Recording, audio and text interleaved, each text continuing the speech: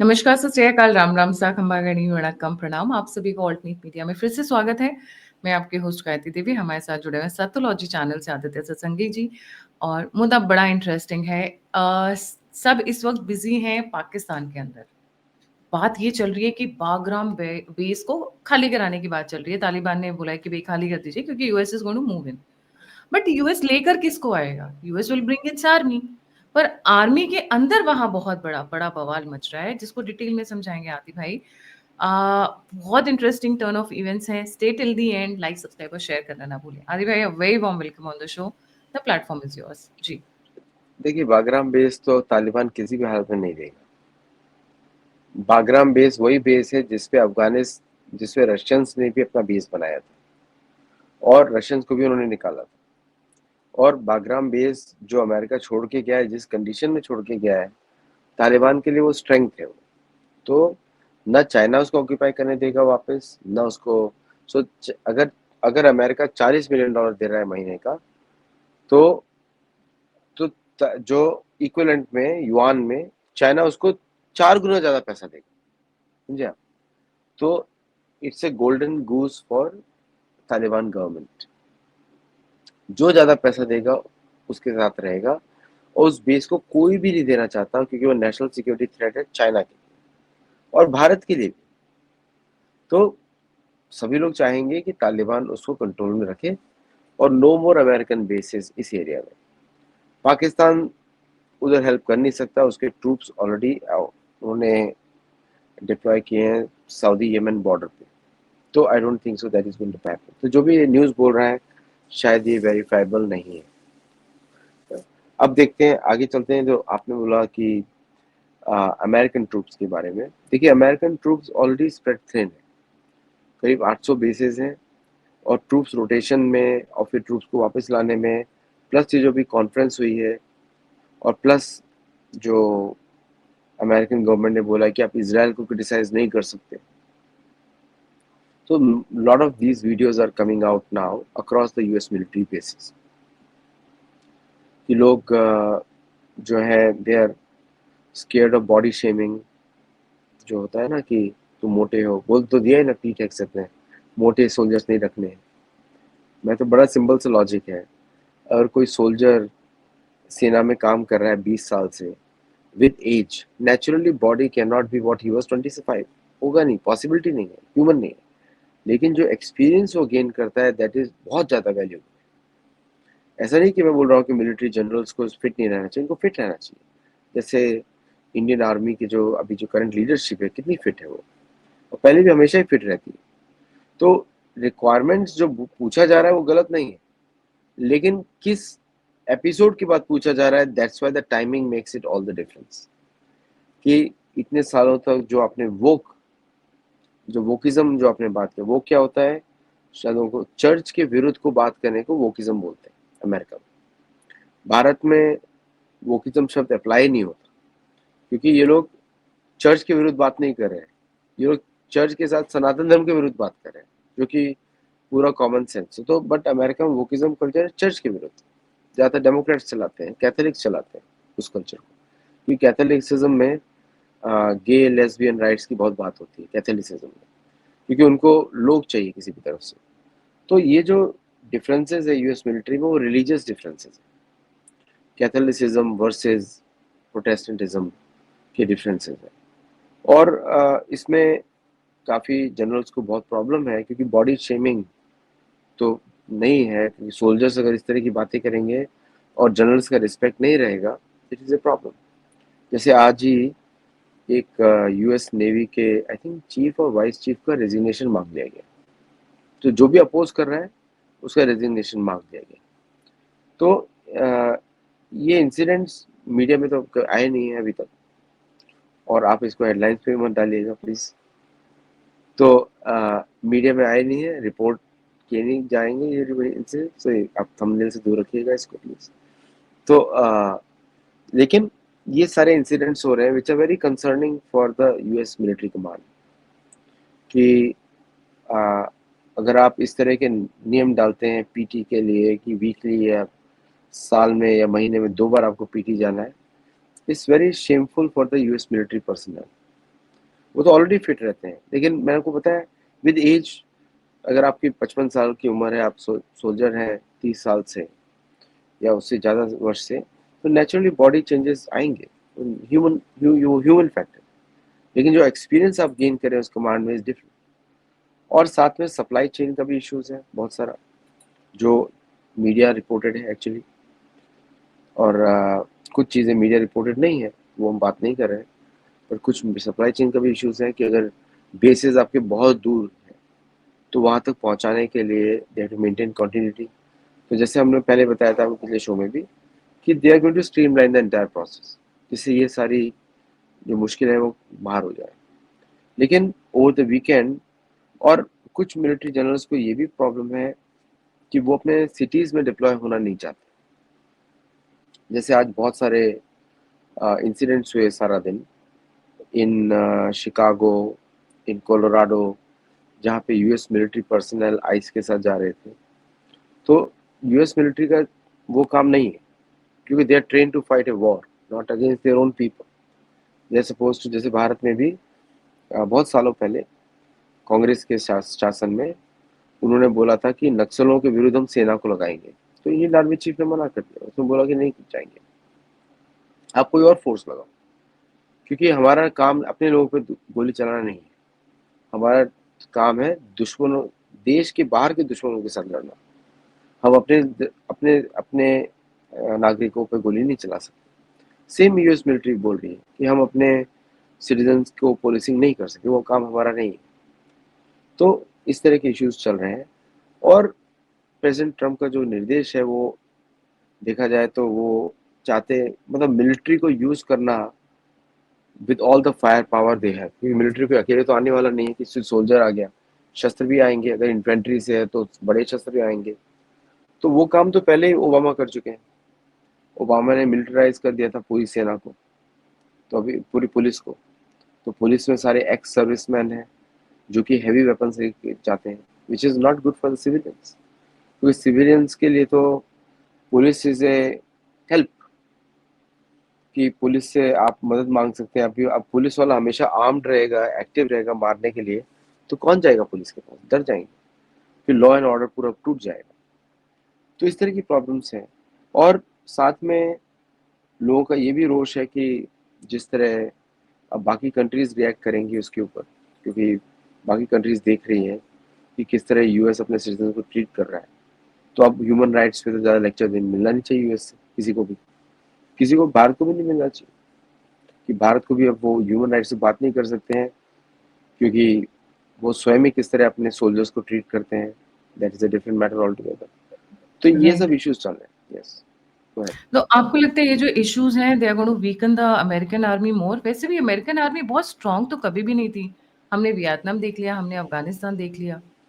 मतलब ये हॉलीवुड में मूवीज बना बना के उसको कवर अप करने की कोशिश करते हैं। जी। देखिए क्या है कि अमेरिकन फायर पावर तो बहुत ज़्यादा है, लेकिन क्या वो सस्टेन कर सकते हैं, ये बात है। अभी आपने 15 मिसाइल, अगर आप साल में 63 ही मिसाइल बना रहे हैं थार्ड की, उसमें से 50 आप इसराइल को सप्लाई कर देते हैं, तो आपके पास कितनी बची? और हर मिसाइल आ रही है $13 मिलियन की। अब $13 मिलियन की मिसाइल से आप $2000 के ड्रोन को मार रहे हो, तो इकोनॉमिक पर्पस तो सॉल्व ही नहीं होता उससे। तो प्रॉब्लम क्या है कि एक्स्ट्रा सोफिस्टिकेटेड वेपन्स और कॉस्ट ऑफ मैन्युफैक्चरिंग कितनी ज़्यादा है। आप सोचिए कि एक जो है F-35 $150 मिलियन का है, प्लस सपोर्ट फंक्शन में एक F-35 जो आ जाता है $500 मिलियन का आता है सपोर्ट के साथ, with all the spare engine everything for 10 years life time. तो इतने महंगे प्लेन से आप कैसे लड़ोगे? अब इतने महंगे प्लेन से आप वेनेजुएला को डराने जा रहे हो, जो बैलगाड़ी पे घूम रहे हैं, वो तो बात ही नहीं बनती ना फिर तो। सो इसलिए इम्प्रैक्टिकल है, मतलब कुछ ज़्यादा ही एक्सपेंसिव है, इम्प्रैक्टिकल है। तो और कॉस्ट रिड्यूस हो नहीं सकती। जैसे पुतिन ने बोला था इनके बारे में कि आप लोग असैसिनेशन के लिए बने हो, युद्ध लड़ने के लिए नहीं बने हो। वर्ल्ड वॉर 2 में भी यही हुआ था कि American tanks were in big numbers but were so expensive, जिसका 2021 तक यूके लोन पे कर रहा था, लोन है ना, 2021 तक, 1945 से 2021 तक UK was paying to Americans कि जो वर्ल्ड वॉर 2 का खर्चा इतना ज़्यादा नहीं था। तो दे ऑल नो कि ये फॉल्ट है उसका, ये इतना एक्सपेंसिव वेपन्स का। तो मैं ये तो नहीं बोलूँगा कि ये लोग लड़ नहीं सकते, ये लोग इनिशियली डैमेज कर सकते हैं, लेकिन जीत नहीं सकते, ये बोलूँगा। जीत नहीं सकते। आप इनिशियली में आके लोगों को शॉक एंड ऑ कर दोगे, अफ़गानिस्तान को या ईरान को या किसी और को, ईरान को भी नहीं कर सकते। तो मेजर पावर्स के अलावा बाकी सबके ऊपर दादागिरी का आप कर सकते हो, जब तक कि कोई दूसरी मेजर पावर्स बात ना करे। तो it's a truly multipolar world now, truly. China is very strong, Bharat is very strong, Russia is very strong, और यूरोप की हालत ऐसी है कि यूरोप को समझ में नहीं आता वो क्या है, वो मतलब वो LGBTQ++ है या वो मेल है या फीमेल है। तो यूरोप में तो ये सब चल रहा है, जो पुराने समय चल रहा था। तो तो ये पूरे वेस्ट का collective power has gone down. अब सिर्फ बचा यूनिवर्सिटीज में, कि यूनिवर्सिटीज में से लेक्चर दे दो या पॉलिसी फ्रेमवर्क्स पे लेक्चर दे दो या फिर कॉन्फिडेंटली झूठ बोल दो। That is the only thing which is remaining. वो भी चला जाएगा 3-4 साल में, बिकॉज जिस तरह वर्ल्ड में चेंजेस हो रहे हैं, जो चीज हम लोग पिछले 10 साल में देखते थे वो अब 3 महीने में हो रही है। ट्रू। तो स्पीड शायद इज पहले कभी भारतीय के जो डिफेंस फोर्सेस थी, चाहे वो एयरफोर्स हो, आर्मी हो, कभी इतना पब्लिकली स्टेटमेंट्स नहीं देते थे। आपने रिसेंटली देखा होगा किस तरीके से पब्लिकली स्टेटमेंट दे रहे हैं, राइट? ये तो देना पड़ेगा, क्योंकि बिकॉज अभी आप ऐसे लोगों के साथ डील कर रहे हो जहाँ पे सोफिस्टिकेशन ही नहीं है। अब वहां पे जाके कोई नटली आके बकवास करके चला जाता है, उसको इज्जत ही नहीं है भारत की। तो अभी जब आपके पास इज्जत नहीं है तो हमारे को भी स्टैंडर्ड्स लो करने पड़ेंगे, क्योंकि भारत को पता लग रहा है कि आप किसके साथ बात कर रहे हो। अभी सड़क के मवाली के साथ अगर आप बात कर रहे हो तो मवाली की भाषा में बात करना पड़ेगा, उसको सभी भाषा समझ में आने वाली नहीं है। तो भारत भी उसी भाषा में बात कर रहा है। मतलब जयशंकर जी जाके खुल के बोलते हैं इट्स ए मल्टीपोलर वर्ल्ड, वो भी अमेरिकन न्यूयॉर्क में, अमेरिकन मतलब अमेरिकन फाइनेंशियल कैपिटल में, इट्स ए मल्टीपोलर वर्ल्ड। तो ये तो एक तरीके का डिप्लोमेटिक स्लैप हो गया ना, कि भाई तुम दादागिरी नहीं हो इधर, हम भी आप जैसे ही, आप तमीज से बात करो। और किसी से मिले भी नहीं, ये सारे जोकरों से मिले भी नहीं। तो फिर दिखा दिया ना भारत ने भी उसी भाषा में कि आप किस तरह की भाषा बात कर रहे हो। अब भारत का प्रधानमंत्री उस लेवल पे नहीं जाएगा, वो कहीं ना कहीं नेगोशिएशन पावर रखेगा कि कहीं ना कहीं हम लोगों को अगर रिश्ते सुधारने पड़े।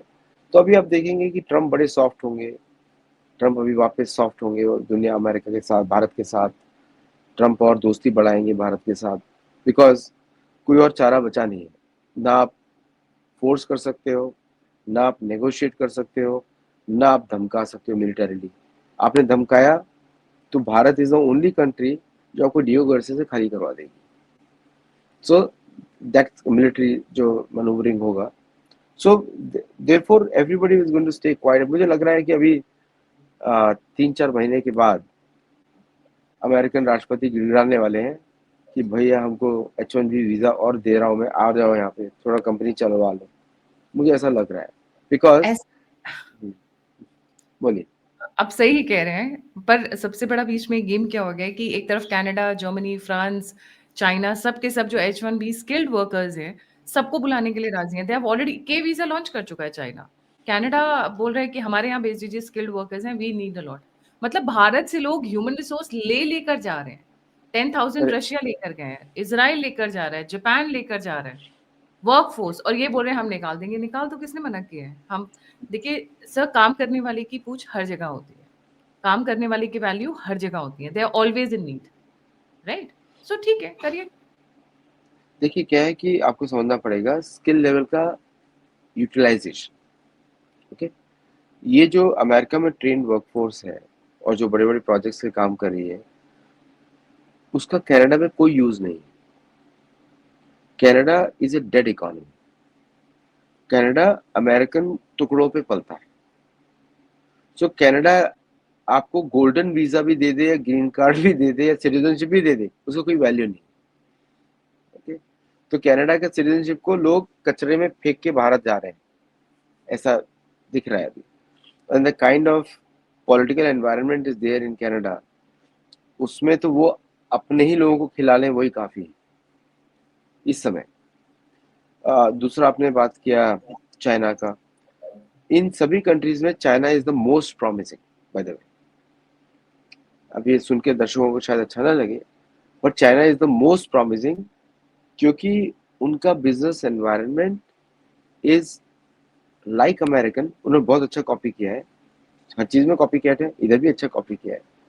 प्लस वहां की जो इंडस्ट्री है वो अमेरिकन स्किल्स को एब्जॉर्ब कर सकती है। जो American way of project management है, अमेरिकन वे ऑफ डिलीवरी है, उन्हें सब कुछ डॉक्यूमेंट करके चाइनीज रिसर्चर्स ने किया। भारत के लोग यहाँ पे आके उन्होंने भारत बनाया, लेकिन चाइनीज लोगों ने यहाँ पे आके चाइना बनाया। फर्क है दोनों में। यूरोप में या जर्मनी में इम्पॉसिबल है, क्योंकि जर्मनी में जो Muslim violence is too high. Germany is not a secure country. Germany में उनके लोगों के लिए ही जॉब्स नहीं है, इट्स ए डेड इकोनॉमी। अभी तो वहां पे लोगों को बिजली गैस इसके जो खर्चे होते हैं, तो Germany can also not absorb. So या तो भारत के लिए बनाए, भारत में जाके रहें, मस्त पानी पूरी खाए और सॉफ्टवेयर डेवलपमेंट जो करना है आपको करें, और या फिर आप चीन जाए, वहां पे आपको चाइनीज फूड खाना पड़ेगा। तो बट अदर देन दैट, तो इसलिए of all the places India is the most lucrative for Indians by the way, है ना। अगर आज के समय में, अगर हम लोग इतना पहले यहाँ पे नहीं आए होते, तो आज के समय में हम लोग बाहर आते ही नहीं, हम वहीं पे कुछ करते, यू नो। उस समय का इकोनॉमी भारत का इस प्रकार के था कि बाहर जाना ही पड़ता था उसमें। बट स्टिल हम लोग भी, you know, we are contributing in our own ways to Bharat. लेकिन आज के समय में मेरा तो ये रहेगा कि भारत छोड़ के अब ना जाओ, जरूरत नहीं है। जी, coming to another topic, Aadi भाई, if you would like to throw some light, Afghan के foreign minister Amir Khan Muttaqi has visited yesterday, Friday. This is his first level Taliban visit since 2021. आपको लगता है ये विजिट किस लिए हो रही है? वैसे तो आई एम श्योर वो मीडिया में आएगा, इंश्योरिंग टाइज, ये वो, lot of official jargon language, I would say. जी। ये बड़ा क्लियर है ना, भारत ने तालिबान को बहुत सपोर्ट किया है, भारत ने उनको भोजन खिलाया है, भारत ने उनको दवाइयाँ दी हैं, भारत ने उनकी पार्लियामेंट बनाई है, भारत ने उनके डैम्स बनाए हैं। जैसे अभी पहले ट्रम्प फंसा था 2016 में, what do you guys supply to Afghanistan? We invest more. अब पता लगा अमेरिका ने कुछ इन्वेस्ट ही नहीं किया आज तक। America spent $2 trillion in 20 years to replace Taliban with Taliban. कुछ तो उनका सारा इन्वेस्टमेंट खुद ही के प्रोडक्ट्स पे था। बागराम बेस पे इन्वेस्टमेंट किया, फिर उन्होंने बाकी बेसिस पे इन्वेस्टमेंट किया। American investment was only on military basis to crush Taliban in Afghanistan for benefit of American interest. इतना ही था उनका इन्वेस्टमेंट। लेकिन भारत ने ग्रैनरीज बनाई जहाँ पे गेहूं वगैरह अनाज आप संभाल के रखते हैं, भारत ने दवाई के गोदाम बनाए, भारत ने उनको व्हीकल्स दिए जिसपे वो मेंटेनेंस कर सकते हैं, मोटरसाइकिल्स भारत से जाती हैं। तो Bharat has been a net positive helper to Afghanistan more than any other country, including China. China ने भी सिर्फ मिलिट्री इन्वेस्टमेंट किया है, तो अफगानी इतने तो मूर्ख नहीं है जो उनको दिख नहीं रहा। प्लस जो भारतीय बॉलीवुड की मूवीज है वहां पे तो धड़ल्ले से बिकती हैं, उनके तो सारे हीरोज ही भारतीय बॉलीवुड के लोग हैं। आजकल तो टॉलीवुड भी फेमस हो गया है वहां पे, RRR के बाद। ठीक है, अभी वो नाटो नाटो नाटो डांस भी शुरू किया उन लोगों ने वहां पे। सो भारत के साथ जो अफगानिस्तान का कनेक्शन है, इट इज फ्रॉम रामायण काल से, रामायण की तरफ त्रेता युग से कनेक्शन। नहीं, ठीक है, आदि भाई, what I was asking was कि अभी आने का पर्पस क्या है आपकी मैं आ नॉलेज रहा के हूँ हिसाब उस पे आ रहा हूँ। बिकॉज जो अभी जो उनके फॉरेन मिनिस्टर भारत आ रहे हैं, वो इसी एरिया पे स्ट्रेंथन करने वाले हैं। एजुकेशन, फूड, मेडिसिन, इस पे फोकस है उनका। और उसके साथ ही साइड में पीछे पीछे वाली बात भी होगी, बागराम वाली। मेन तो यही रहेगा, से। बट दैट्स पीछे द से की बात। पॉइंट। नहीं नहीं, आप की पॉइंट में नहीं जाइए, आप ओवरऑल देखिए। कि बागराम पे जो जियोपॉलिटिक्स का जो अमेरिका स्टैंड ले रहा है, neither Russia nor Kazakhstan nor Iran, nobody wants Bagram to be handed over to anybody else other than Afghanis. And China would also not like it, ना, because Trump simply said it in one of his interviews कि वहां से China की nuclear facility कितनी दूर है हमें पता है, वो मैंने तो शुरू में बता दिया था, यस, है ना। शुरू में बोल दिया था। उस न्यूक्लियर फैसिलिटी पे कहा जा रहा है चाइना का सबसे बड़ा जखीरा है उसे, और द बिगेस्ट नहीं, वो वहां पे न्यूक्लियर वेपन्स वो बनाते हैं, बन ओके बनाते हैं, इस मैन्युफैक्चरिंग लोकेशन, और वो इसलिए वो किसी भी हालत में चाइनीज तो वहां पे नहीं करेंगे। और यहाँ पे तो अभी तो भारत और चाइना दोनों साथ में काम कर रहे हैं, तो अभी पहले तो हमको पीओके निपटाना है, फिर उसके बाद हमारे अफगानिस्तान से डायरेक्ट बॉर्डर्स हमको खोलने वाले हैं रोड ट्रेड के लिए। तो हमारे पास तो बहुत सारा काम है, तालिबान नोज है, तो इसलिए बुला समझाया जा रहा है कि भाई देखिए अभी हमारे को नया दरवाजा बनाना पड़ेगा, नई सड़कें बनेंगी, हम अब वंदे भारत एक्सप्रेस से काबुल जाएंगे, आपके पास बहुत सारी चीजें हैं। तो वंदे भारत एक्सप्रेस जो है बाकू भी जाएगी, काबुल भी जाएगी, तो we will create a train revolution in Afghanistan. तो बहुत सारी चीजें हैं डिस्कशन के लिए। और मतलब अफगानिस्तान, आप कह रहे हैं कि वंदे भारत भारत से काबू और sorry I just miss the word I was Baku काबू, Baku Baku Baku and Kabul जाएगी जी। मतलब मैं ऐसे आई एम जस्ट प्रोजेक्टिंग कि यही सब तो होगा, because we want to create a close relationship with our lost Hindu brothers which are known as Afghanis now. हमारे लिए तो हिंदू ही हैं, देवी माँ के उपासक है, तो हमारी जगह है, वो तो लक्ष्मण के पुत्रों की जगह है, नाम ही पड़ा है, तक्ष एक का नाम है, और तक्ष के नाम पे तक्षशिला है, और दूसरे गंधर्व देश में, तो हमारी धरोहर है। तो आई थिंक अफगानीज विल, जिस तरह वो बामियान बुद्धा की स्टैचूज पे अब काम कर रहे हैं, रिस्टोरिंग इट, क्योंकि उन्होंने नहीं तोड़ी थी, सीआईए ने तोड़वाई थी थ्रू पाकिस्तानीज। ये सब गंदगी का काम पाकिस्तानी करते थे पहले, इन्हीं को चढ़ रहती ना हिंदुओं का बुत परस्ती। अभी खुद तो मकान में क्यों रहते हो भाई, बुत परस्ती इतनी प्रॉब्लम है तो मकान को भी तोड़ दो, अपने मकान को तोड़ा करो डेली। जी जी, thank you so much Adi भाई फॉर ज्वाइनिंग। जाने से पहले सभी व्यूअर्स से रिक्वेस्ट है, आदि भाई का चैनल है सत्तोलॉजी, प्लीज लाइक सब्सक्राइब और शेयर जरूर करें, and don't forget to like subscribe and share the all neat media. अगर आप लोगों को हमारा डेडिकेशन, कमिटमेंट, काम पसंद आता है, प्रेजेंटेशन पसंद आती है, तो please come forward, support, donate and contribute to the all neat media. Number 9717753351 और यूपीआई दोनों स्क्रीन के ऊपर है। इसी के साथ जय हिंद, जय श्री राम, हर हर महादेव। हर हर महादेव।